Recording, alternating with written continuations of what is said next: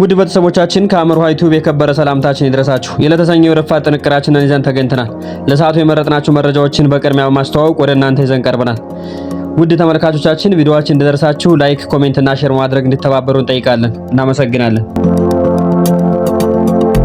ከፌደራል መንግስት ጋር ከባድ ውዝግብ ውስጥ የገቡት እነ ደብረጽዮን ከፍተኛ በጀት አድርገዋል። እንደሚታወሰው አንደኛው የውዝግብ ምንጭ የበጀት ጉዳይ እንደነበር የሚታወቅ ነው። ጥንቅራችን ተመልክቶታል። ካርቱም በኢትዮጵያ ጉዳይ ፈተና ውስጥ ገብታለች። ግብጽም በዚህ የፈተና ዙሪያ ውስጥ የምትገባ በመሆኑ ሁኔታዎች ከወዲሁ እያመለከቱ ይገኛሉ። እስካሁን በኢትዮጵያም ሆነ በግብጽ በኩል የተባለ ነገር የለም። በዕለቱ ጥንቅራችን ከያዝናቸው መረጃዎች መካከል አንዱ ነው። ከወልቃይት ጥብቅ መልእክት ተላልፏል። ህወሓት አንድ አድርጉልኝ የሚል ከተከዜ ማዶ በተላከው ጠንካራ መልእክት ወደ ትግራይ አፋጣኝ ጥሪ ቀርቧል። ይዘነዋል። የአሜሪካ አምባሳደር ግብጽና ኤርትራ ላይ ያቀረቡት ክስ አነጋጋሪነቱ እንደቀጠለ ነው። ጠቅላይ ሚኒስትሩ አማካሪ የአሜሪካ አምባሳደሩ መልእክት በማያያዝ ግብጽን በተመለከተ የሰነዘሩት ጠንካራ ክስ ክስተቱን ዳግም መነጋገሪያ አድርጎታል። መረጃውን ይሰሙታል። እነዚህንና ሌሎች መረጃዎችን አካተን ወደ እናንተ ይዘን ቀርበናል። እስከ ፍጻሜው ድረስ ይህን አካውንት ሰብስክራይብ፣ ላይክ እና ሼር ማድረግ አብራችሁን ቆዩ። ካርቱም በኢትዮጵያ ፈተና ውስጥ ገብታለች። ግብጽም ልትቀጥል ነው እየተባለ ነው። ካርቱም በኢትዮጵያ ጉዳይ ፈተና ውስጥ ገብታለች። ይህም ፈታኝ የተባለ ጉዳይ ወደ ግብጽ ጭምር ሊያመራ ይችላል እየተባለ ነው። እስካሁን ባለው ሁኔታ በግብጽ በኩል የተባለ ነገር የለም። ችግሩ ኢትዮጵያንም ጭምር ከባድ ፈተና ውስጥ የሚከታት ነው እየታየ ነው። ጉዳዩ ተፈጥሯዊና ቀጠናዊ ሲሆን ከአባይና ከህዳሴው ግድብ ጋር በተያያዘ ነው። የሱዳን መዲና ካርቱም አደጋ ላይ ናት። ህዝቡም በቀጣይ ከባድ ፈተና ውስጥ ሊገባ ይችላል እያለች ትገኛለች። በጦርነት እየታመሰች ያለችው ሱዳን አሁን ደግሞ በሌላ አቅጣጫ ከባድ ፈተና እየመጣባት ይገኛል። የአባይ ውሃ ፈጽሞ ባልተጠበቀ መልኩ በዘንድሮ ዓመት ከፍተኛ መውረዱን ካርቱም ከባድ ፈተና ውስጥ የጣላት መሆኑን የሱዳን ባለስልጣናትና የውሃ ኤክስፐርት ዋቢ ያደረገው ሱዳን ትሪቡን ዘገባውን አመላክቷል። በዘንድሮ ዓመት የኢትዮጵያ ክረምት የዝናብ መጠን ከምንም ጊዜ በላይ እጅግ የወረደ መሆኑን በሱዳን በተለይም በመዲናዋ ካርቱም ከባድ መራወጥን ፈጥሯል። ካርቱም በዙሪያው ያሉ ሰፊ የምግብ እርሻዎችን የምታለማው እንደዚሁም ለህዝብ የመጠጥ ውሃ የምትጠቀመው ከአባይ የሚሄደውን ውሃ በግድቦቿ በመያዝ ነው። ይህ ውሃ በጎርፍ መልክ የሚሄደው ደግሞ በአባይ ወንዞች አማካኝነት ከኢትዮጵያ ወንዞች ነው። በኢትዮጵያ ሐምሌ ወር መገባደጃ የተቃረበ ቢሆንም የዝናብ ሁኔታ ሲታይ ግን ከምንም ጊዜ በላይ በእጅጉ እየወረደ መሆኑ እየታየ ነው። ይህ በመሆኑ ከኢትዮጵያ ወንዞች ተነስቶ ወደ ሱዳንና ግብጽ የሚወርደው የዘንድሮ ውሃ መጠን እዚህ ግባ የሚባል አልተገኘም። አባይ ከኢትዮጵያ ወንዞች ተነስቶ ከፍተኛ ውሃ የሚሰጠው በክረምት ወራት ነበረ። በዚህም የሱዳን ወንዞች ሞልተው ጉዞውን ወደ ግብጽ ያደርጋል። ሆኖም በዘንድሮ ዓመት በኢትዮጵያ እየታየ ካለው እጅግ ዝቅተኛ የክረምት ውሃ መጠን ጋር በተያያዘ በጎርፍ መልክ ሱዳንን አልፎ ግብጽ የሚገባው ውሃ መጠን ለካርቱም የመጠጥ ውሃ እንኳን ሊበቃ የሚችል አይደለም። ባጭሩ የግብጽ ውሃ ፍላጎት በዜሮ ተባስቷል ማለት ነው። የሱዳን ኤክስፐርቶች ቢያንስ በመጠጥ ውሃ ደረጃ ለካርቱም ነዋሪዎች ያለውን እናዳርስ በሚል በከፍተኛ ርብርብ ላይ መሆናቸው ይኸው የሱዳን ትሪቡን ዘገባ አመላክቷል። በአሁኑ ሰዓት በሱዳን ግድቦች የተጠራቀመው ውሃ መጠን ውሃውን በጉልበት እየሰጡ እንዲያሰራጩ የሚያደርጉት ፓምፖች እና ሌሎች መሳሪያዎች ከፍተኛ አንጻር ከፍ ብሎ በአሁኑ ሰዓት በሱዳን ግድቦች የተጠራቀመው ውሃ መጠን ከፍ ብሎ ባለመገኘቱ በግድቡ ያለው የሚያደርጉት ፓምፖች በዚህም የካርቱም ህዝብ ከባድ የውሃ ፈተና ውስጥ ገብቷል ሲል የሱዳን ባለስልጣናትን ኤክስፐርት ዋቢ ያደረገው ሱዳን ትሪቡን ዘገባ አመላክቷል። ከባለፈው ዓመት ከፍተኛ የዝናብ መጠን ጋር በተያያዘ በአባይ ውሃ ከፍተኛ ደረጃ መጥለቅለቅ ምክንያት ግብጽ ኢትዮጵያ ላይ ደጋግማ ክስ ስታሰማ የቆየች መሆኑ የሚታወስ ነው። በጊዜው የግብጽ ክስ የነበረው ኢትዮጵያ ግድቡን በአግባቡ የተቆጣጠረችና እያስተዳደረች ባለመሆኑ ላልተመጣጠነ የጎርፍ አደጋ ተዳርጋለች የሚል ነበር። በአንጻሩ በዘንድሮ ዓመት በኢትዮጵያ የክረምት ሁኔታ ከሚጠበቀው በታች እጅግ ዝቅተኛ ሆኖ በመገኘቱ ባለፈው ዓመት በኢትዮጵያ ጎርፍ ተጥለቅልቅ ያለው ስትል የነበረችው ግብጽ ውሃ አልባ እንደሚያደርጋት ከወዲሁ ምልክቶች እየታዩ ነው። አሁን ደግሞ በግብጽ በኩል ካለፈው ዓመት ክስ በተቃራኒ ሆኖ ሌላ አዲስ ክስ የሚጠበቅ ይሆናል። ግብጽ በተራዘመ የድርቅ ወቅት የኢትዮጵያ ታላቁ የህዳሴ ግድብ አደጋ ሊፈጥርብኝ ስለሚችል በምን መልኩ ስምምነት ማድረግ እንዳለብኝ ከኢትዮጵያ ጋር እንደሆነ አሳሪ ስምምነት መፈራረም አለብኝ በሚል ዛሬም ድረስ እየሞገተች ትገኛለች። በርግጣይ መረጃ ስናልፍ ደብረጽዮን አወዛጋቢውን በጀት አጸደቁ። በፌደራል መንግስት ህገወጥ የተባለው ምክር ቤት ወደ ስልጣን የመለሱት ደብረጽዮንና ጓዶቻቸው የ2019 የትግራይ በጀት ዓመትን በጀት ያጸደቁ መሆኑን አስታውቀዋል። 65 ቢሊዮን ብር ነው ተብሏል። ይህም በዘንድሮ ዓመት የፌደራል መንግስት ለትግራይ ከመደበው 31 ቢሊዮን ብር ጋር የሚቀናጅ መሆኑን ወይም ለብቻ የሚቀጥል በግልጽ የታወቀ ነገር የለም። ከፌደራል መንግስት ጋር ካለው ውዝግብ አንጻር በነ ደብረጽዮን የጸደቀው በጀት ከፌደራል መንግስት ጋር የሚቀናጅ መሆኑ ግን አጠራጣሪ ሆኗል። አወዛጋቢ ያደረገው ደግሞ እዚህ ጋር ያለው ጉዳይ ነው። በፌደራል መንግስት በጀት ድጎማ በኦሮሚያ ከአማራ ከሶማሊያና ከደቡብ ክልሎች ቀጥሎ በአምስተኛ ደረጃ የተቀመጠው የትግራይ ክልል የዘንድሮ ዓመት ይፋዊ በሆነ የክልል በጀት ድጎማ 31 ቢሊዮን 335 ሚሊዮን ብር የተመደበለት መሆኑን ይፋ የሆነው የበጀት መግለጫ ያሳያል። የፌዴራል መንግስት የ2019 ባዘጋጀው በጀት ዓመት ለ12 ክልሎች እና ለ2 ከተማ አስተዳደሮች የተመደበው ገንዘብ ድጎማ መጠን ከግማሽ ትሪሊዮን ብር የተሻገረ መሆኑን ያመለክታል። በኢትዮጵያ ፌዴራል ስርዓት የፌዴራል መንግስትና የክልሎች የበጀት አመዳደብ የራሱ ስርዓትና አሰራር አለው። ክልሎች ገቢን እንደተሰበስባሉ በክልሎች ፌዴራል መንግስት ብቻ የተለያዩ ግብር አይነቶች የትኞቹ ናቸው ከሚሉ ጀምሮ የራሱ የሆነ አሰራር ያለው ሲሆን የፌዴራል መንግስት ከሚሰበስበው ገቢ ውስጥ የተወሰኑትን ገንዘብ መጠን ድጎማ በሚል ለክልሎች የሚያከፋፍል ሁኔታ አለ። ዋነኛው የክልሎች በጀት ግን ራሳቸው ምንጭ ፈጥረው ለራሳቸው የሚመድቡት ነው። የፌዴራሉ መንግስት ድጎማ በተጨማሪ የሚያገለግል ነው። በዚህ መሰረት የፌዴራል መንግስት ለትግራይ መመደቡን ያስታወቀው 31 ሚሊዮን ብር ጨምሮ በደብረጽዮን የሚመራው የትግራይ ክልል መንግስት አጽድቀዋለሁ ያለው 65 ቢሊዮን ብር ሲደመር 96 ቢሊዮን ብር ይሆናል ተብሎ ይገመታል። ሆኖም ባለፈው 2018 የፌዴራል መንግስት በኩል ለክልሎች ከሚለቀቀው በጀት ጋር በተያያዘ ተገቢ ገንዘብ እየተለቀቀልን አይደለም፣ በዚህ ስራዎች ማከናወን አልቻለም በሚል ጥያቄዎች ሲቀርቡ እንደነበር የሚታወስ ነው። ህወሓት በጄኔራል ታደሰ ወረደ የሚመራው የትግራይ ጊዜያዊ አስተዳደርን ለማስወገድ ምክንያት ከሆኑ የተለያዩ ምክንያቶች መካከል አንደኛው ከፌዴራል መንግስት በጀት አስለቅቆ ተገቢውን ስራ መስራት አልቻለም በሚል እንደሆነ የሚታወቅ ነው።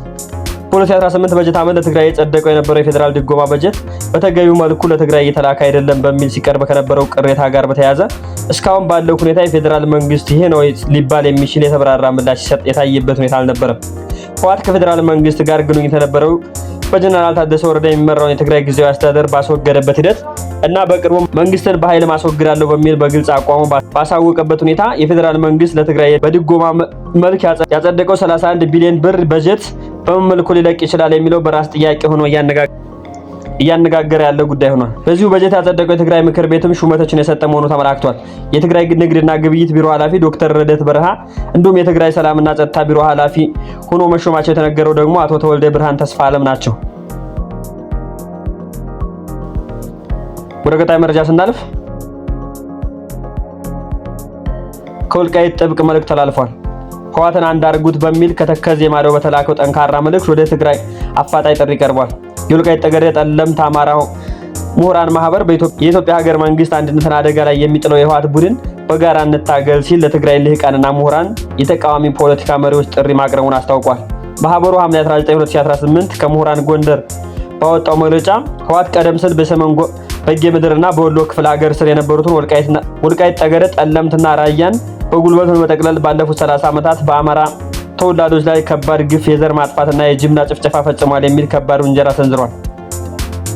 በማህበሩ መግለጫ መሰረት በአሁኑ ወቅት በአካባቢው ህዝብ ራሱን በራሱ እያስተዳደረ የሚገኝ ሲሆን በማንነትና አስተዳደራዊ ፍላጎቱን በግልጽ የአማራ ክልል ስር መዋቅር መሆኑን ደጋግሞ አረጋግጣለሁ ብሏል። በማህበሩ መግለጫ መሰረት በአሁኑ ወቅት በአካባቢው ህዝቡ ራሱን በራሱ እያስተዳደረ የሚገኝ ሲሆን በማንነቱና አስተዳደራዊ ፍላጎቱ በግልጽ የአማራ ክልል ስር መዋቅር መሆኑን ደጋግሜ ያረጋግጣለሁ ብሏል። የአካባቢ ማህበረሰብ ከተከዜ ወንዝ ማዶ ያለው የትግራይ ማንነትና ወሰን እንደሚከበር ሁሉ ከትግራይ በኩልም የአማራ ማንነት ወሰን ሊከበር እንደሚገባ ከትግራይ የሚመጣው መልካም ጉርበተናን እንጂ ህወሓትን አስተዳደር ፍጹም እንደማይቀበል በማህበራዊ መግለጫ ላይ አሰፍሯል። ማህበሩ ለትግራይ ልሂቃንና ፖለቲካ አመራሮች ባቀረበው ጥሪ 4 ዋና ዋና ኃላፊነቶች እንደሚጠበቅባቸው የአቋም መግለጫውን አውጥቷል። በማህበሩ እምነት እነዚህን ማሟላት ያለባቸው ነጥቦች ናቸው ብሏል።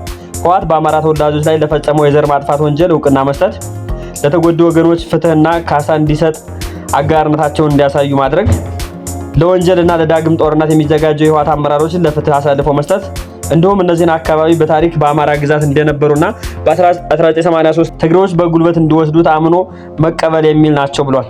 ይህ የወልቃይት ምሁራን ማህበር መግለጫ በቅርቡ የትግራይ ክልል ተቃዋሚ ፓርቲና የህወሓት ቃል አቀባይ በአካባቢው ላይ ጦርነት ስጋት መኖሩን በመጥቀስ ህገ መንግስታዊ ግዛትን እንዲያከብሩና የተፈናቀሉ ወገኖች እንዲመለሱ ማዕከላዊ መንግስት ላይ ጫና እንዲደረግ ካቀረቡት ተከታታይ ጥሪ ማግስት የወጣ በመሆኑ በአካባቢው ላይ ያለው የተለያዩ ፖለቲካ ፍላጎትና የይገባኛል ሙግት በግልጽ ያሳየ ይሆናል ተብሏል። ማህበሩ መግለጫውን ሲያጠቃልል የትግራይ ህዝብ ሊቃን ችግሩን ውጭ ከማድረግ ይልቅ ወደ ውስጥ መመልከት ግማሽ ክፍለ ዘመን በላይ ተጭኖ የነበረውን ህወሓትን ኦዲት ሊያደርገው እንደሚገባ አሳስበዋል። የትግራይ ተወላጆች በስማቸው የሚደረገውን የጦርነት ዝግጅት በትግሬ ስም አይደረግም በማለት በተግባር እንዲቃወሙና ከአማራ ህዝብ እንዲሁም ከሌሎች ኢትዮጵያ ብሔረሰቦች ጋር በጋራ መቆም ታሪካዊና ሞራላዊ ኃላፊነቱን እንዲወጣ ማህበሩ ጥሪውን አስተላልፏል። በቀጣይ መረጃ የጠቅላይ ሚኒስትር አማካሪ በግብጽ ላይ የሰነዘሩት ጠንካራ ክስ። የአሜሪካ አምባሳደር ግብጽና ኤርትራ ላይ ያቀረቡት ክስ አነጋጋሪነት እንደቀጠለ ነው። የጠቅላይ ሚኒስትሩ አማካሪ የአሜሪካ አምባሳደር መልእክት በማያያዝ ግብጽን በተመለከተ የሰነዘሩት ጠንካራ ክስ ክስተቱን ዳግም መነጋገር አድርጎታል።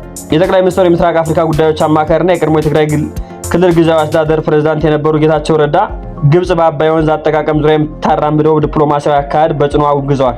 አቶ ጌታቸው ረዳ በኤክስ ትስስር ገጻቸው ባስተላለፉት መልእክት የግብጽ ዲፕሎማሲያዊ ዋነኛ ችግር ታሪካዊ መብት በሚል የምታቀርበውና እውነተኛነቱ አጠራጣሪ ሆኖ ይገኝበታል። የይገባኝን ጥያቄ ለማስረገጥ ስትል ብቻ ታሪክን፣ ሳይንስን፣ ኢነርጂንና ጂኦግራፊን ጭምር ወደ ኋላ የመጥራት ኋላ ቀርነት የምታሳይ መሆኗ ነው ብለዋል። ይህ ከፍተኛ የኢትዮጵያ ባለስልጣን ትችት በዓለም አቀፍ መድረክ የምትቀርበው የውሃ ክስ ከተፈጥሮና ከሳይንሳዊ ሁኔታ የራቀ መሆኑን የሚሞግት ምላሽ ነው ተብሎልታል።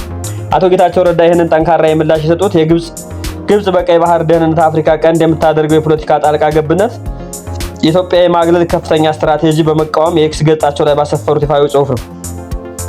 የካይሮ ባለስልጣናት የመቶ ዓመት የቆዩትና የቀይ ግዛት ዘመን የፈለሰፉትን የውሃ ስምምነትና እንደ ቅዱስ መብት በመቁጠር የላይኛው ተፋሰስ ሀገራት በተለይም ኢትዮጵያን ለማፈን የሚጠቀሙበት የዲፕሎማሲ ስልት ጊዜ ያለፈበት መሆኑን አማካሪው አመላክተዋል። ይህ አማካሪው ትችት በተለይም በአሁኑ ወቅት በአፍሪካ ቀንድ ቀጠና ካለው አዲስ ወታደራዊ ዝግጅትና የቃላት ጦርነት አንጻር አዲስ አበባ የግብጽን ፖለቲካ ጫና ለመመልከት ያላትን ጽኑ አቋም በግልጽ ያሳየ ሆኖ ተመዝግቧል። አቶ ጌታቸው ረዳ መልእክቱን ያጋሩት የቀድሞ አፍሪካ ጉዳዮች ረዳት ሚኒስትር የነበሩት የአሜሪካው ዲፕሎማሲ አምባሳደር ቲበር ናጊ ግብጽና ኤርትራ በኢትዮጵያ ላይ የሚከተሉት የድንበርና የውሃ ፖለቲካ ላይ እጅግ ጠንካራና አነጋጋሪ ትችት መሰንዘራቸውን ተከትሎ ነው።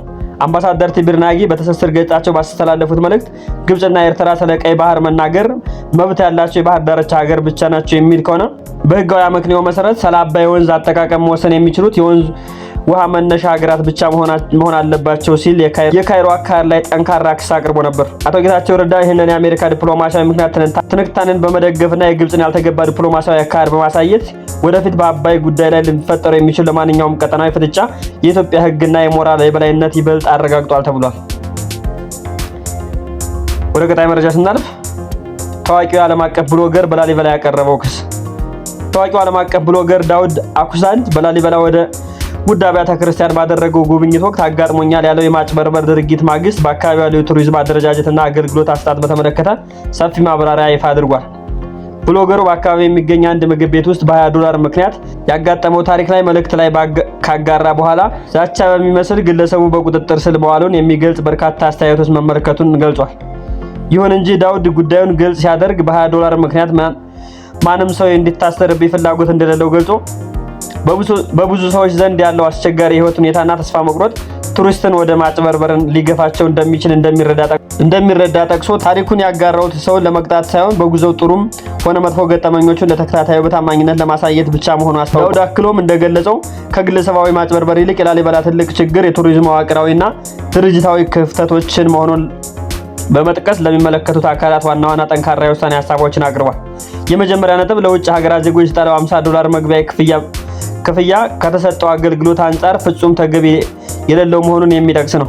ብሎገሩ ክፍያው ተገቢ ሊሆን የሚችለው እንደ ፕሮፌሽናል አስጎብኝ ግልጽ የመንገድ ምልክቶች፣ በአደገኛ ገደላማ ቦታዎች ላይ ያሉ የደህንነት መከላከያ አጥር፣ የድምጽ መመሪያ፣ ካርታ የያዘ ብሮሸር፣ ንጹህ መጸዳጃ ቤቶችና የተሰበሰበው ገቢ የት ላይ እንደሚውል በግልጽ የሚያሳይ የግልጸኝነት ስርዓት ሲኖር ብቻ መሆኑ ጠቅሷል። ይህ ክፍያ ከዓለም ታዋቂ ቅርሶች ጋር ሲነጻጸር ዳውድ ለምሳሌ በስፔን የሚገኘው ሳውርዳር ፋሚሊ $30፣ በቱርክ ሃምስ ሶፊ $30፣ በካምቦዲያ አንኮር ዋት ለ7 ቀን $70፣ በዮርዳኖስ ፔተር ለ3 ቀናት $85፣ እንዲሁም በቫቲካን የቅዱስ ጴጥሮስ ባዚሊክ በነፃ የሚጎበኙ በመሆኑ በማስረዳት የላሊበላ አገልግሎት ክፍያው ሊመጥን እንደማይገባ አሳስበዋል። በአካባቢው ያለው የቱሪስት ዘርፍ ሰራተኛ የተሻለ ስልጠና ሊሰጥ እንደሚገባና ጎብኚዎችም ካሉባቸው ከፍተኛ የገንዘብ ግፊትና እንግልት ጥበቃ ሊደረግላቸው እንደሚገባ በአጽንኦት ጠይቀዋል። የቱሪስት ፖሊሲ ዓላማው ቅርስን ለማድነቅ የሚመጡ የውጭ ሀገር ዜጎችን ደህንነት መጠበቅ እንጂ ያለማቋረጥ ገንዘብ እንዲከፍሉ በሚጠይቁ አካላት ተጽዕኖ ስር ወድቀው ፍርሃት ስሜት እንዲሰማቸው ማድረግ መሆን የለበትም ብሏል።